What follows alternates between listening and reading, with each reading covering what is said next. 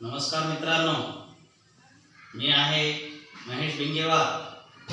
आपल्यासमोर घेऊन येत आहे 12वीचा दुसरा चॅप्टर सोल्युशन्स. यापूर्वी गोगरवार सरांनी पहिला चॅप्टर सॉलिड स्टेट घेतलेला आहे. यानंतर आपण सोल्युशन्सकडे जाणार आहोत. The second chapter of the 12th standard solutions. Okay, solutions हा दुसरा चॅप्टर आहे. या ठिकाणी सोल्युशन हा चॅप्टर समजून घेण्यापूर्वी आपल्याला काही टर्म्स या ठिकाणी लक्षात घ्यावे लागतील. पहिला टर्म मी या ठिकाणी देतो आहे mixtures. A mixture is combination of 2 or more substances. 2 किंवा 2पेक्षा जास्त पदार्थ जेव्हा एकत्र येतात त्याला मिक्सचर असं म्हणायचं आहे. For example, air is a mixture of gases like oxygen, nitrogen, carbon dioxide. हवा जी आहे ती एक प्रकारचं मिक्सचर आहे. त्यामध्ये वेगवेगळ्या प्रकारचे गॅसेस असतात. Rock is a mixture of 2 or more minerals. खडक जे आहेत त्याच्यामध्ये वेगवेगळ्या प्रकारचे क्षार असतात. म्हणून एअर आणि रॉक हे कशाचं उदाहरण आहे? Mixture. Mixture are of 2 types. Mixture हे 2 प्रकारचे असतात. The first one is homogeneous mixture. Second one is heterogeneous mixture. Homogeneous मिक्सचरची डेफिनेशन या ठिकाणी दिलेली आहे. It is a mixture in which the component is uniform. जे 2 घटक जेव्हा एकमेकांमध्ये पूर्णपणे मिक्स होतात आणि सोल्युशन हे युनिफॉर्म होतं त्यांना होमोजिनियस मिक्सचर असं म्हणतात. दुसरं आहे heterogeneous mixture. It is a mixture in which the components are non uniform. 2 घटक जर वेगवेगळे दिसत असतील मिक्सचरमध्ये तर त्याला हेट्रोजिनियस मिक्सचर असं म्हणायचं आहे. त्यानंतर the homogeneous mixtures are classified into 2 classes according to the size of their constituent particle. Homogeneous मिक्सचरमध्ये जे पार्टिकल्स आहेत ते किती साईजचे असतात याच्यावरून त्याचे 2 प्रकार ह्या ठिकाणी पडतात. एक आहे colloids. The size of the particle या ठिकाणी दिलेलं आहे. त्यांची रेंज 10⁻⁷ to 10⁻⁴ सेंटीमीटर असं असतं. त्यानंतर true solutions. The size of the particle is very small of the order 10⁻⁸ centimetre. म्हणजे यामध्ये पार्टिकल हे अतिशय स्मॉल असतात. म्हणून अशा सोल्युशन्सला ट्रू सोल्युशन असं म्हणतात. हे होमोजिनियस मिक्सचरचे 2 प्रकार आहेत. आता सोल्युशनची एक डेफिनेशन आपण या ठिकाणी पाहूया. The solutions are commonly found in all life processes. जीवनामध्ये ज्या काही आपल्या प्रोसेसेस घडत असतात बॉडीमध्ये त्यांचा संबंध सोल्युशनशी असतो. The body fluids are solutions. बॉडीमध्ये जे फ्लुइड असतं उदाहरणार्थ blood is a solution. The solutions are also important for industrial process and many other cases. या ठिकाणी इंडस्ट्रीमध्ये सुद्धा सोल्युशनचं फार इम्पॉर्टन्स आहे. यानंतर सोल्युशनची डेफिनेशन या ठिकाणी दिलेली आहे. The solution is a homogeneous mixture of 2 or more pure substances. या ठिकाणी 2 किंवा 2 घटक जेव्हा एकत्र येतात आणि हे मिक्सचर कसं असलं पाहिजे? होमोजिनियस. ते एकमेकांमध्ये मिक्स झाले पाहिजे. त्याला सोल्युशन असं म्हणायचं आहे. A true solution contain a solvent and 1 or more solute. True सोल्युशनमध्ये एक सॉल्वंट असतं आणि एक किंवा एकापेक्षा जास्त सोल्यूट हे या ठिकाणी असतात. We explore the properties of binary true solutions. आता बायनरी ट्रू सोल्युशन म्हणजे काय? Which containing only 1 solute. Binary means 1 solvent and 1 solute. एकच सॉल्वंट आणि एकच सोल्यूट असणाऱ्या मिक्सचरला बायनरी मिक्सचर असं म्हणतात किंवा त्याला बायनरी सोल्युशन असं म्हणायचं आहे. Types of the solution. We generally think that a solution is either solid dissolved in a liquid or a mixture of liquids. There are other types of the solutions as well. आपण काय विचार करतो? फक्त एखादा solid हा लिक्विडमध्ये dissolve केला की solution तयार होतं. किंवा 2 लिक्विड एकत्र आले की सोल्युशन तयार होतं असं नाही. असे वेगवेगळे प्रकार हे या ठिकाणी पडलेले आहेत.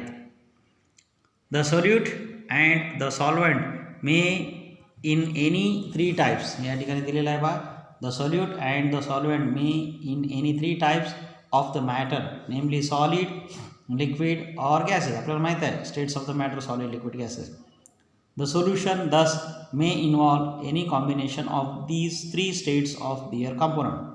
या सॉलिड, लिक्विड, गॅस यापैकी 2 एकत्र आले पदार्थ की सोल्युशन तयार होतं असं या ठिकाणी आपल्याला कन्सिडर करावं लागेल. This gives rise to the 9 types of the solution depending upon the physical states of the solvent and solute. सॉल्वंटच्या आणि सोल्यूटच्या फिजिकल स्टेटवर अवलंबून असणारे या ठिकाणी 9 प्रकारचे सोल्युशन्स हे या ठिकाणी दिलेले आहेत.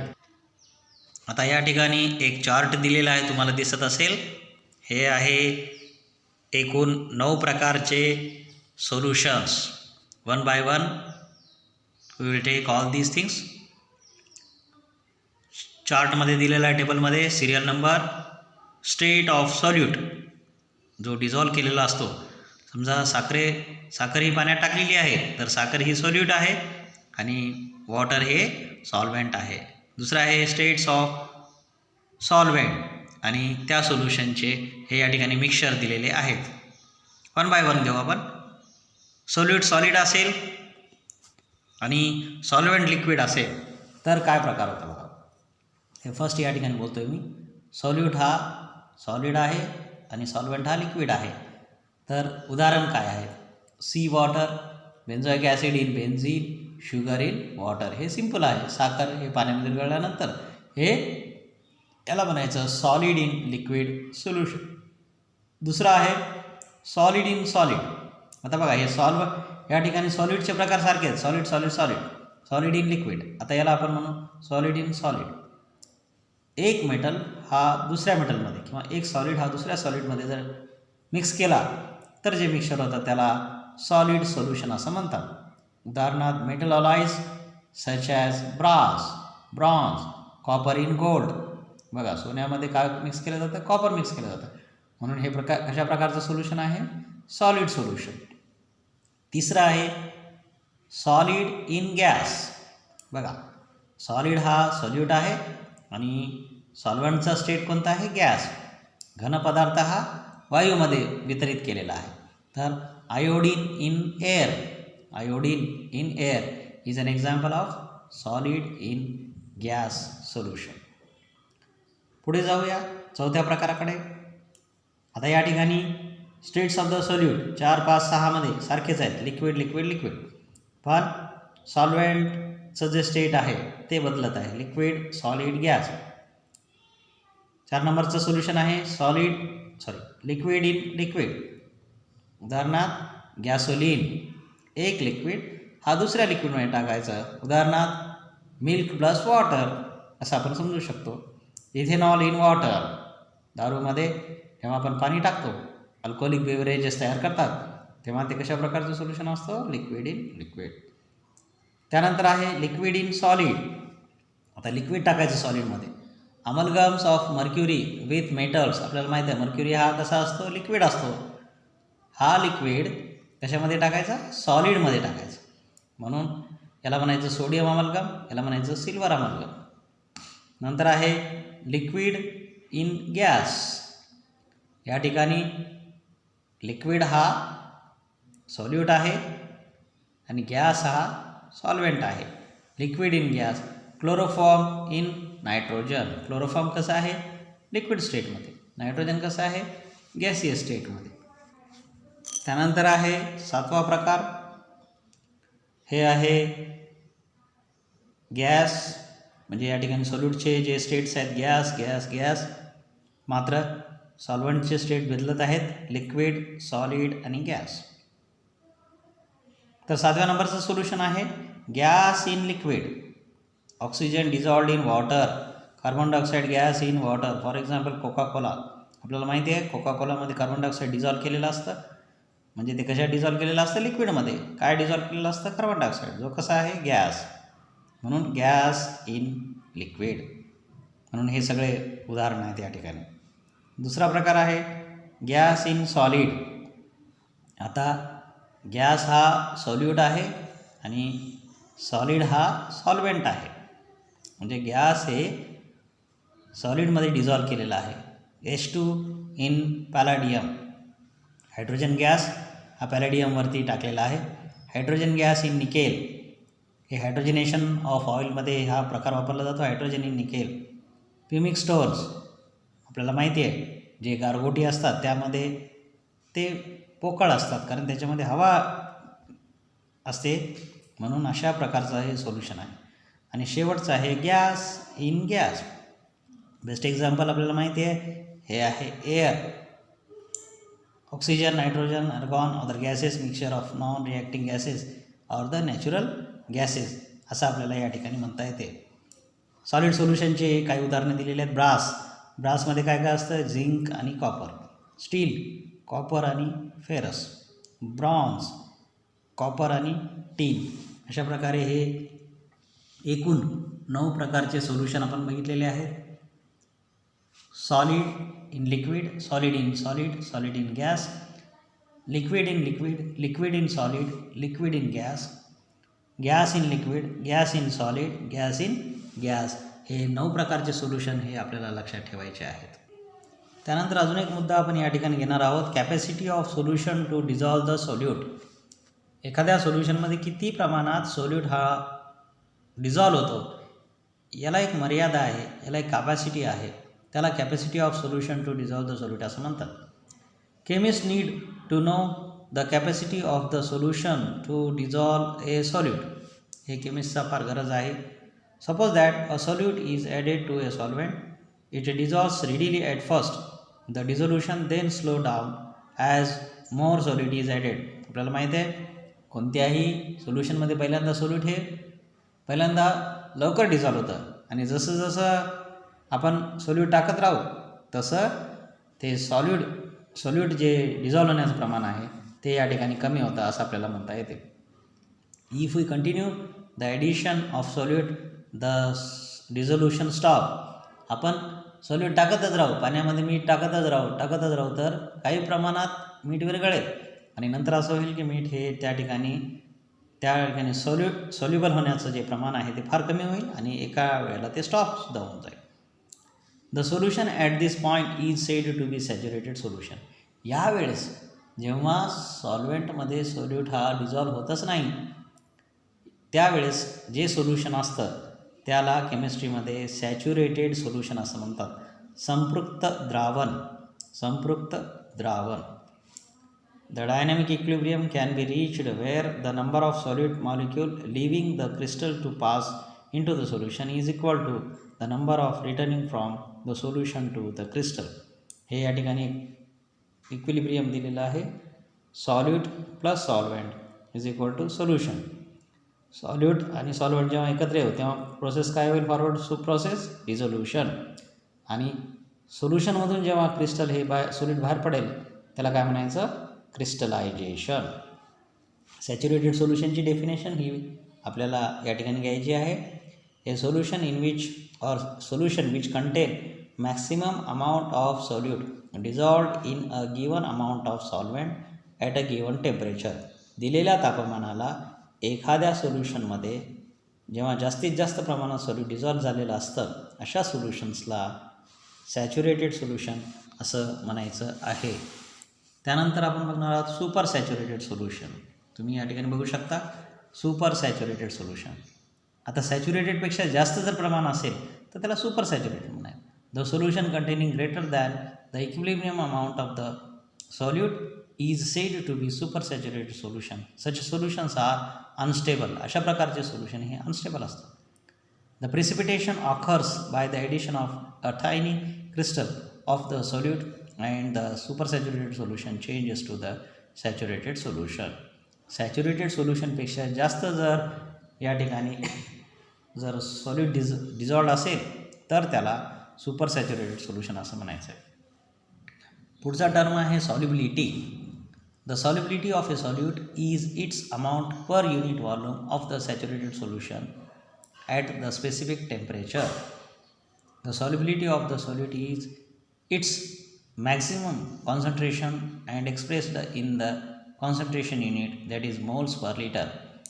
किती लिटरमध्ये किती मोल्स डिझॉल्व केलेले आहेत याच्या प्रमाणाला या ठिकाणी सॉल्युबिलिटी असं म्हणतात, म्हणजे विद्राव्यता. सॉल्युबिलिटी याचा म्हणजे किती प्रमाणात विरघळतं याची जी आयडिया आहे ती आपल्याला काय याच्यावरून येते, सॉल्युबिलिटीवरून येतं. आणि सॉल्युबिलिटी मोजण्याचं एकक काय आहे, मोल्स पर लिटर आहे असं आपण या ठिकाणी सांगू शकतो. त्यानंतर फॅक्टर्स अफेक्टिंग द सॉल्युबिलिटी. या सॉल्युबिलिटीवर परिणाम करणारे कोणकोणते घटक आहेत यांचा अभ्यास आपल्याला या ठिकाणी करायचा आहे. The extent of solid dissolving in a solvent varies greatly with the different substances. म्हणजे प्रत्येक वेळेस ही सॉल्युबिलिटी वेगवेगळी होणार आहे. इट डिपेंड्स अपॉन, आता ही सॉल्युबिलिटी कशावर अवलंबून असते, the nature of solute and the solvent. पहिला फॅक्टर आहे सॉल्यूट आणि सॉल्व्हेंटच्या स्वरूपावरती, दुसरा आहे टेम्परेचर आणि तिसरा आहे pressure. Number 1, effect of nature of solute and solvent on solubility. Like dissolves like, this is very important. Like dissolves like, that is the compound with the similar character are soluble readily in each other than those with the entirely different chemical characters. म्हणजे ज्यांचे character सारखेच आहेत असे पदार्थ हे त्याच्यासारख्याच असणाऱ्या सॉल्व्हंटमध्ये डिझॉल्व्ह होतात. Generally polar solute dissolve in polar solvent. म्हणजे पोलार सॉल्व्हंट म्हणजे त्यांच्यामध्ये पॉझिटिव्ह आणि निगेटिव्ह कॅरेक्टर असतात, ते पॉझिटिव्ह पोल्स आणि negative poles. For example NaCl हा आयोनिक कंपाऊंड आहे, डिझॉल्ड इन वॉटर, कारण वॉटर हे आयोनिक सॉल्व्हेंट आहे. This is ionic solid. Ionic solid dissolved in ionic solvent.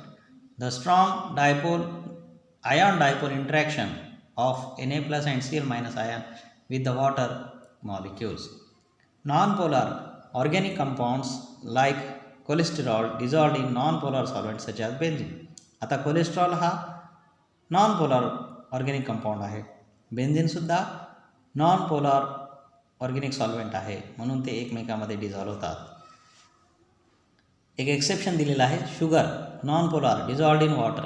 This is because of the formation of the intermolecular hydrogen bonding between the sugar and water. आता sugar हे non polar आहे पण water हे polar आहे, मग ते dissolve का होतं, कारण त्यांच्यामध्ये इंटरमॉलिक्युलर हायड्रोजन बॉन्डिंग हे आपण बघितलेलं आहे, हे या ठिकाणी तयार होत असतं. Effect of temperature on solubility. तापमानाचा विद्राव्यतेवर होणारा परिणाम. Solubility of substance changes with the temperature depends upon enthalpy of solution, amount of energy released or absorb during the formation of the solution. याला एन्थाल्पी असं म्हणतात. या ठिकाणी दिलेलं आहे solubility of substance is directly proportional to the temperature. This is very important. You have to remember this. Solubility of substance is directly proportional to the temperature. Le-Chatelier's principle आहे. For example, KCl dissolved in water by endothermic process, that is with the absorption of heat. When the temperature is increased by adding heat to the system, the solubility of the substance increases as per the Le-Chatelier's principle. म्हणजे टेम्परेचरवर ही solubility अवलंबून असते.